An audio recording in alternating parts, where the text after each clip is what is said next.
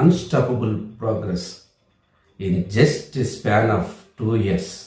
ఎన్నో కార్యక్రమాలు మీరు ఈ నియోజకవర్గంలో చేస్తున్నారు.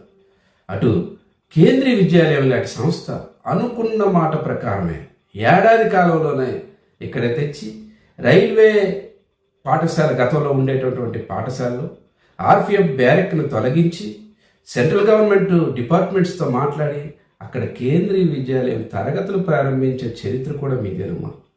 అలాగే ఫ్లైఓవర్ సుదీర్ఘమైనటువంటి సమస్య. సుదీర్ఘమైనటువంటి ఈ సమస్యను కూడా పరిష్కారం చేసే త్వరలో అది పలాస నియోజకవర్గ ప్రజా ఆస్తిగా కానుక ఇవ్వాలని మీరు పడుతున్నటువంటి తాపత్రయానికి అభినందనలు. అలాగే ఆఫ్షోర్ విషయంలో కూడా ఈ మధ్యనే మీరు వీసీ గారు పర్యటన చేశారు. 100 కోట్ల పైచిలుకు నిధులు తెచ్చి త్వరితగతిన రైతాంగానికి సహకరించాలి, అలాగే పట్టణ ప్రజలకు తాగునీరుని అందించాలని మీ సంకల్పం, మీ డిటర్మినేషన్కి హ్యాట్స్ ఆఫ్. శభాష్ శిరీష గారు అనిపించుకుని